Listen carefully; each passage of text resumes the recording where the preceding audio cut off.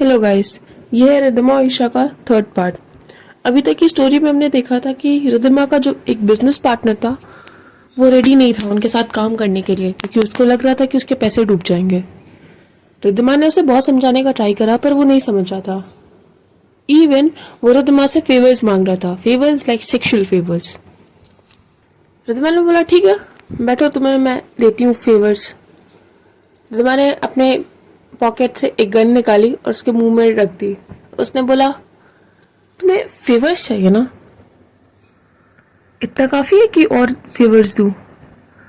उसका जो business partner था उसकी तो उतने में फट गई, क्योंकि उसने सुना था कि रिद्धिमा राया के साथ रिलेशनशिप में है, द गैंगस्टर राया के साथ। उसे पता है कि अगर रिद्धिमा मार वार भी देगी ना तो कुछ खास फर्क नहीं पड़ेगा उसे, क्योंकि ऑलरेडी वो इतनी बड़ी बिजनेस वूमेन है। राय जैसी लोग उसके एक्स पार्टनर्स रह चुके हैं, तो डेफिनेटली इसको कोई फर्क नहीं पड़ेगा किसी एक इंसान को मारने में। रिद्धिमा अपना एक पैर उठा के उस पार्टनर अपना शूज उठा के पार्टनर के लैप पे रखती है। उसने और बोलती है तुम्हें फेवर्स चाहिए था ना, अब लो फेवर्स। और वो ये बोल के एक बुलेट उसके पैरों में मार देती है, उसकी टोज के पास। वो उसका जो बिजनेस पार्टनर रहता है वो रोते रोते वही गिर पड़ता है। जस को पता है कि अभी क्या होने वाला है, तो वो ज्यादा शॉक नहीं हुआ था। उसने बोला मैम अभी हमने हॉस्पिटल छोड़ा है। मैंने बोला ठीक है जाओ, इन्हें हॉस्पिटल से थोड़ा बैंडेज वगैरह करवा के लाओ। और रिद्धिमा ने कहा कि सर शायद आपको और कोई फेवर्स नहीं चाहिए और आप हमारे साथ काम करने को भी रेडी होंगे शायद। वो आदमी तो रोते रोते उसने बोला कि हाँ हाँ हम सब करने को रेडी हैं, आप जो बोलो हम सब करेंगे, बस अभी हमें जाने दो। जज ने अपने 2-3 लोगों को बुलाया और बोला कि इसे जाके हॉस्पिटल में फेंकाओ मतलब कि जाके इसकी बैंडेजिंग वगैरह करवा के लाओ। उसके जाने के बाद रिद्धिमा आराम से सोफे पर बैठ गई थी। जज ने बोला मैम आई थिंक अब हमें इनलीगल काम छोड़ देने चाहिए, क्योंकि अब सर के बाद तो सारा बिजनेस आपको ही संभालना है। फ्यूचर में अगर आपके ऊपर कोई केस हो गया तो फिर हमारा बिजनेस भी चला जाएगा, और ये गैंगस्टर वाली लाइफ तो कितनी अनसर्टेन है आपको पता ही है। रिद्धिमा ने जस को कहा हाँ मुझे पता है कि आइडियली मुझे छोड़ देना चाहिए, बट अगर मैं ये सब छोड़ दूंगी ना तो बिजनेस भी नहीं चलेगा, और ये तुम्हें पता है। जस ने कहा आपको पता है आप अभी तक ये सारे काम इनलीगल काम इसीलिए कर पा रहे हो क्योंकि आपके साथ राया मैम का नाम था, और वो नाम अब नहीं है आपके साथ। इवन ये बिजनेसमैन भी जो डरा है ना आपसे, वो आपसे कम, वो बुलेट से कम राया से ज्यादा डरा है।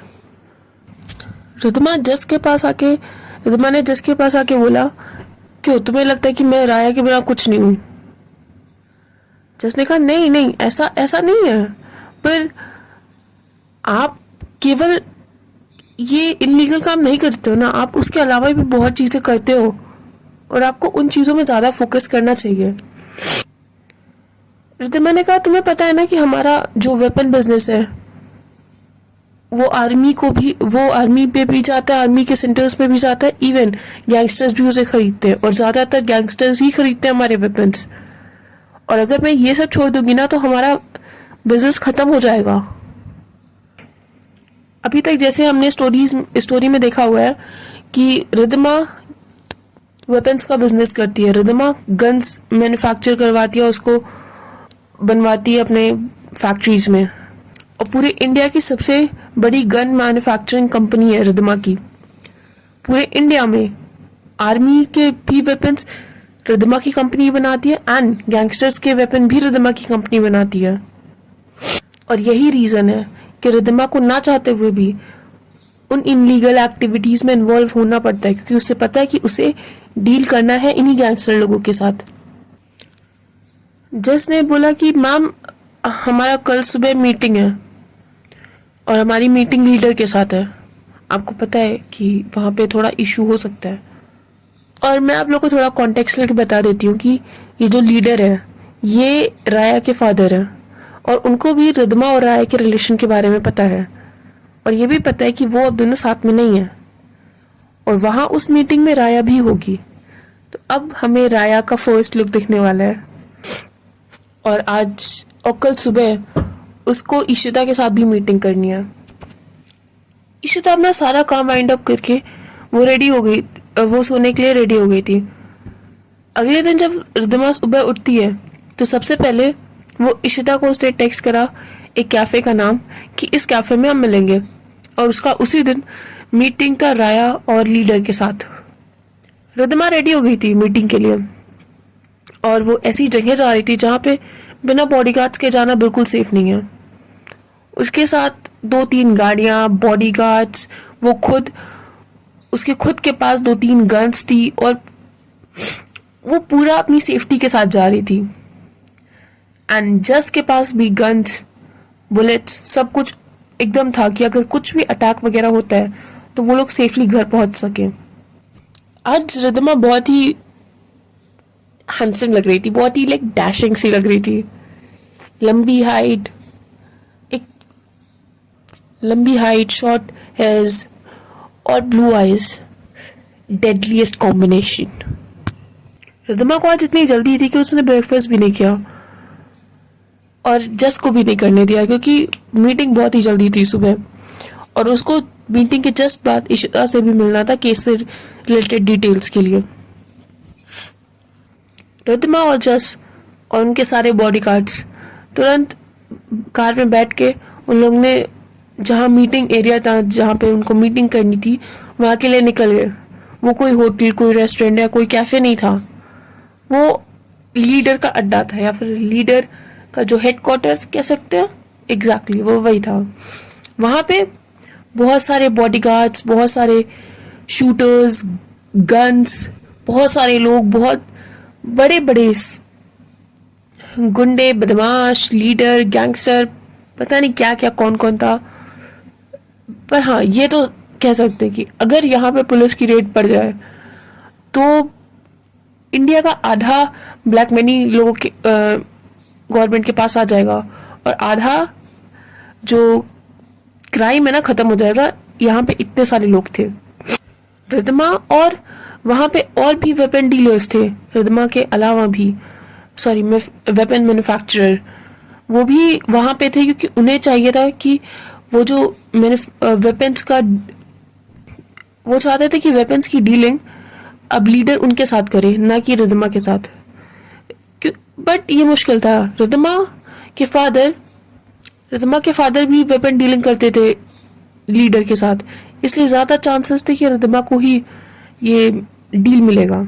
और यहीं पे रिद्धिमा के चाचा भी प्रेजेंट थे, और वो भी चाहते थे कि ये डील रिद्धिमा को ना मिले, उनको मिले। सारे बिजनेसमैन, सारे गुंडे, बदमाश सारे बैठे हुए थे, पर वहां रिद्धिमा की जो लीडर थे, मतलब जिनसे वो मिलने आई थी, लीडर प्रेजेंट नहीं थे और राय प्रेजेंट नहीं थी। जिस जगह पे मीटिंग हो रही थी वो जगह उतनी वीआईपी जगह नहीं थी, बट वहां हर चीज प्रेजेंट थी, हर लग्जरी चीज प्रेजेंट थी। वहां पे दीवार पे प्लास्टर भी नहीं था, बट स्टिल वेटर्स थे, एसी थी, हर चीज थी। ऐसा कह सकते हैं कि वो ऐसी जगह थी जहां पे कोई बाहर से देख के बोल नहीं सकता कि ये जगह इतनी भी लग्जूरियस हो सकती है, बट अंदर हर एक चीज प्रेजेंट थी। ऐसा मान लो कि ये लोग चाहते ही नहीं थे कि लोग इस जगह को देख के समझे कि यहाँ कोई इतनी बड़ी मीटिंग या फिर इतनी बड़े लेवल पे कोई चीज हो सकती है। रिद्धिमा यहाँ बैठे बैठे बोर हो गई थी। रिद्धिमा अपने फोन में कुछ काम करने लगी या कुछ देख रही थी, और तभी रिद्धिमा के सामने से कोई एक ब्लैक लॉन्ग श्रग में, और पूरा ऊपर से नीचे तक ब्लैक, लंबे बाल, ब्राउन हेयर्स और आंखें एकदम चमकती हुई, ब्लैक गॉगल्स के साथ कोई इसके जस्ट सामने से निकला, और सामने जो सबसे सेंटर चेयर थी एक, वहां पे जाके बैठ गया। वो थी राया।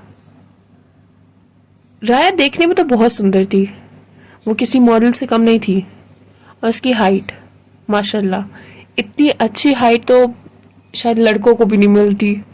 और उसके हाथ में एक ब्रेसलेट टाइप का जिसमें स्टार्स लगे हुए थे, छोटे छोटे स्टार्स, छोटे छोटे मून्स लगे हुए थे, वो ब्रेसलेट बहुत सुंदर था, और उस ब्रेसलेट से ना एक थोड़ा कह सकते हैं वायर टाइप का, या फिर वायर नहीं, एग्जैक्टली वायर नहीं, पर कुछ स्टार्स और चेन्स वगैरह निकली हुई थी, और वो उसके फिंगर्स तक आ रही थी, और वो बहुत सुंदर लग रही थी।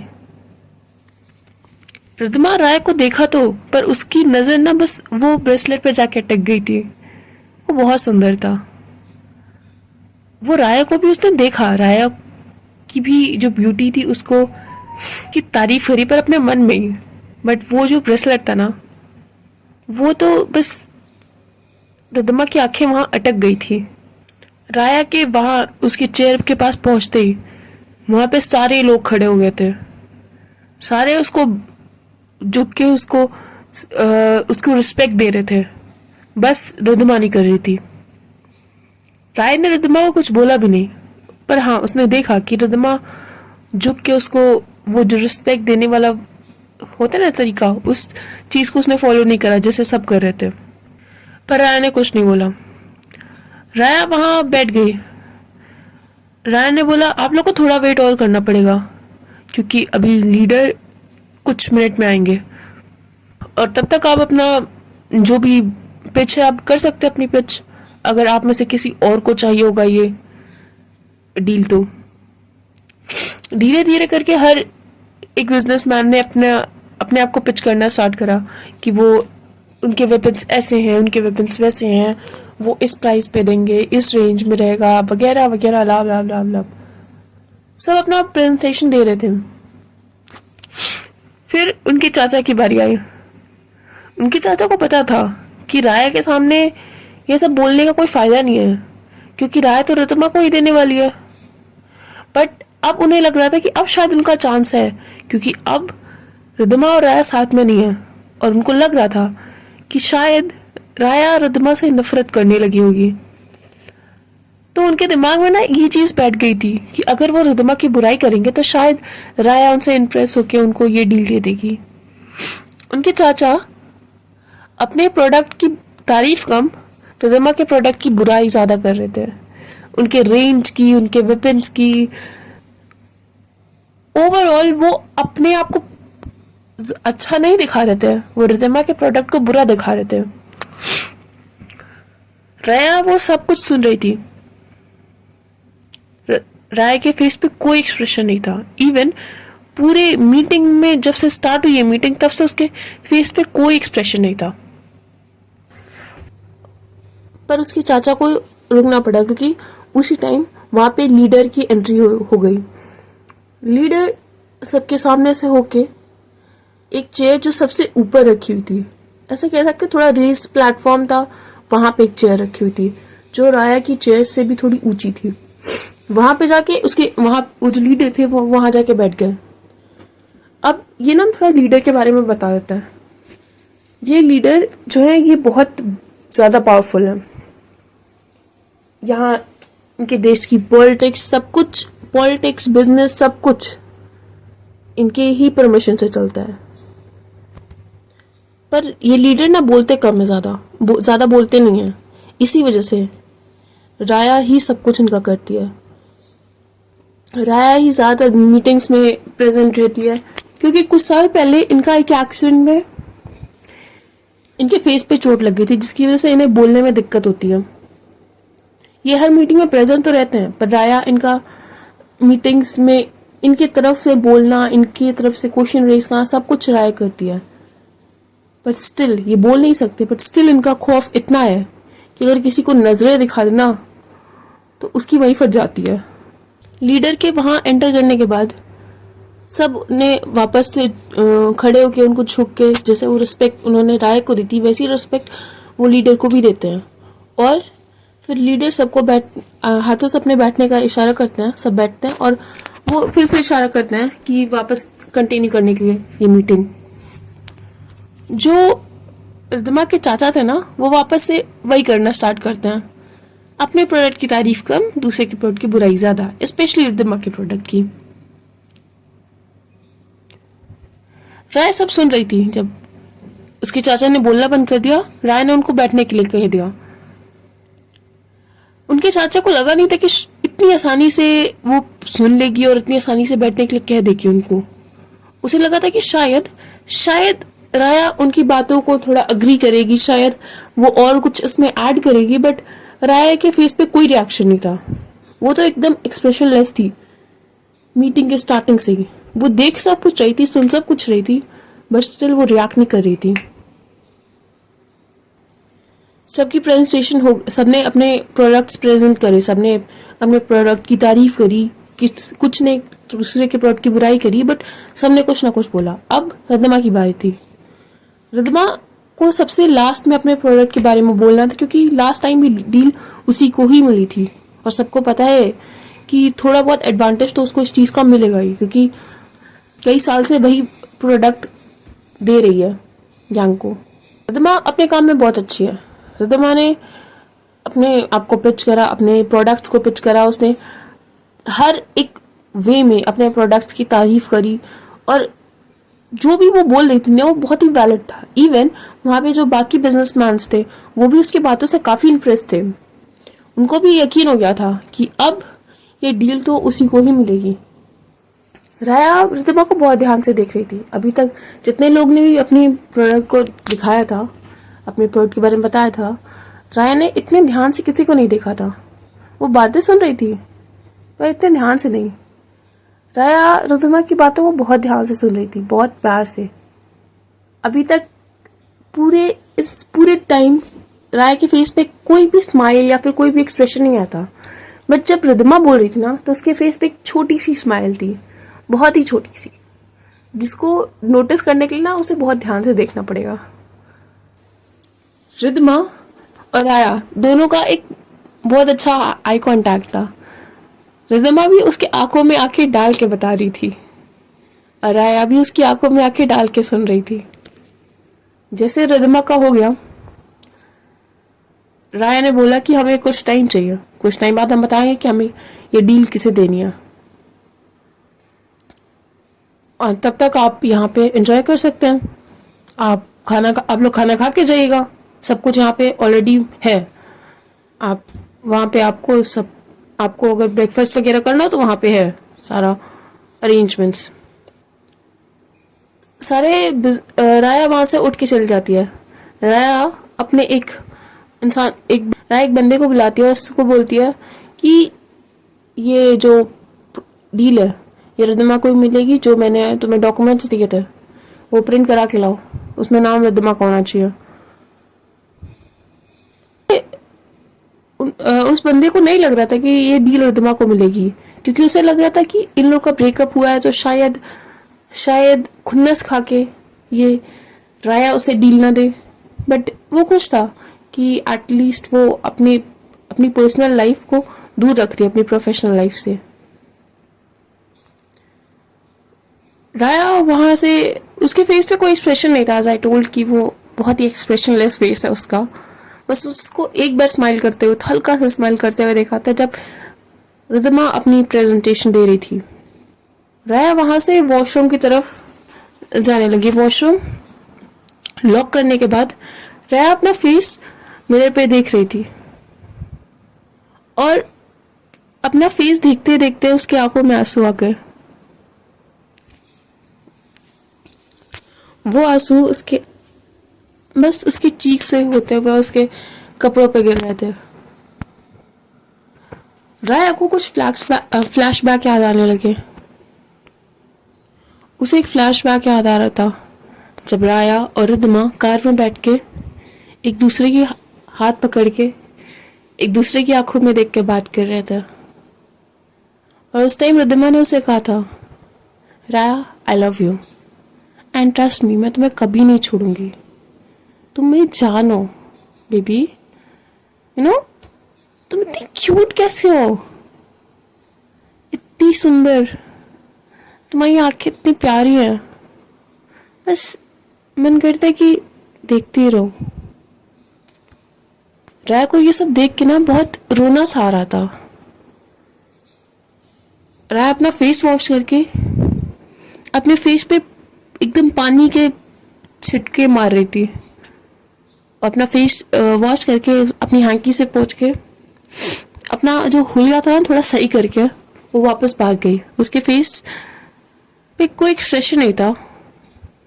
उसने जाके अनाउंस करा सबके सामने कि ये डील रिद्धिमा को ही मिलेगी, क्योंकि आप सब जानते ही हैं रिद्धिमा काफ़ी टाइम से हमें वेपन सप्लाई कर रही है और इवन इसकी प्रेजेंटेशन भी काफ़ी अच्छी थी, और ये बात तो आप सब भी अग्री करेंगे। रिद्धिमा के चाचा को ये बात ना कोई हजम नहीं हो रही थी कि क्या तरीका है, वो एक से तुम्हारी तुम ऐसे थोड़ी कर सकते हो, और ये सब बातें वो अपने मन में बोल रहे थे कि राय के सामने बोलने की हिम्मत तो थी नहीं उनकी। राया ये बोल के वो जो रेस प्लेटफॉर्म था ना जहाँ पे खड़े हो गए सब बोल रही थी, वहां से उतर के वो चुपचाप जाके एक टेबल पे एक चेयर पे जाके बैठ गई। वो देख रही थी, सबको नोटिस कर रही थी। वो देख रही थी कि उसकी ये जो उसने अनाउंस करा है ना, इस अनाउंसमेंट से उसके जो चाचा है वो बिल्कुल खुश नहीं है। वो तो एकदम गुस्से में देख रहे हैं रिद्धिमा को, जैसे लग रहा है कि उसको मार ही डालेंगे। राया उनके चाचा के पास जाके उनके बहुत पास में जाके बोलती है, हाय चाचा जी, हम तो मिले ना पहले। रिद्धिमा के चाचा को ना एक फ्लैशबैक याद आता है, जब रिद्धिमा के फादर के डेथ के पहले जब उनके चाचा उनके साथ रहते थे, तो उनको याद है कि एक बार राया उनके घर आई थी। राया को देख के उनको लग तो रहा था कि इसको कहीं देखा है, ये पक्का वही गैंगस्टर राया है। उनको ये डाउट था पर उनको यकीन नहीं था कि वही है। और वो अपने फ्लैशबैक से वापस आते हैं। वो राया से कहते हैं, हाँ वो हमने घर पे तुम्हें रिद्धिमा के घर पे देखा था। राया ने कहा, हाँ अच्छा मुझे ना आपको एक चीज बतानी है। पता है जब अपने प्रोडक्ट की पिच करते हैं ना तो दूसरे के प्रोडक्ट की बुराई नहीं करते। उसके चाचा ने कहा, अरे पर मुझे लगा कि मैं वो बताऊंगा ना कि उसके प्रोडक्ट में क्या दिक्कत है तो शायद हमारे प्रोडक्ट का प्रमोशन अच्छे से हो जाए। राय ने स्माइल करते हुए उनके फेस पे देखते हुए बोला, आपको पता है आप ना बेवकूफ हो। क्या लगा कि मेरी एक्स है वो मेरे सामने तुम उसकी बुराई करोगे और मैं ये खुशी खुशी ये डील तुम्हें दे दूंगी। यू नो व्हाट, वो चाहे मेरी एक्स हो चाहे मेरी प्रेजेंट हो, मेरा जो मूड है ना वो तुम प्रेडिक्ट नहीं कर सकते। तो अपना बेस्ट दो, ना कि किसी और को डिमीन करने का ट्राई करो, समझे? हाँ कुछ सुनाई नहीं दी मुझे। उसके चाचा ने कहा, हाँ हम समझ गए, अब हम ऐसा नहीं करेंगे। अभी तक रिद्धिमा और राया की ना कोई फेस टू फेस बात नहीं हुई थी इस मीटिंग में। राया रिद्धिमा की तरफ देख रही थी पर रिद्धिमा तो जस्ट से बात करने में बिजी थी। वो बहुत ज्यादा तो खुश नहीं दिख रही थी, बट हाँ वो थोड़ा बहुत तो खुश थी कि उसको डील मिल गई है, और वो ये खुशी ना जस के साथ बांट रही थी। राय ना वहां पे उसको खड़े हो वहां पे उस जगह पे ना उसको अच्छा नहीं लगा था, तो राया वहां से निकल गई। उसने रिद्धिमा से कोई बात नहीं करी। रिद्धिमा और उसका बस एक ही आई कांटेक्ट हुआ था, और वो भी प्रेजेंटेशन के टाइम। That's it. अब अगला पार्ट हम कर डालते हैं, और आपको स्टोरी कैसी लगी प्लीज बताना, और इसका बेस्ट पार्ट क्या लगा, और ये जो राया आई है ना बीच में, ये कैसा लग रहा है आपको कैरेक्टर, क्योंकि मुझे ये कैरेक्टर बहुत मजा आ रही है। ये एक बहुत ही मस्त कैरेक्टर है, एंड ट्रस्ट मी ये कैरेक्टर यार इतना प्यारा कैरेक्टर है ये। मतलब इस कैरेक्टर के बारे में ना मैंने बहुत कुछ सोच रखा है। तो ये जो राय वाला कैरेक्टर ना बहुत ही मस्त है। इवन हमारे जो दोनों लीड है ना उनसे भी ज्यादा मस्त है। तो प्लीज लाइक करना, सब्सक्राइब करना, और थोड़े मेरे सब्सक्राइबर्स बढ़वा दो यार।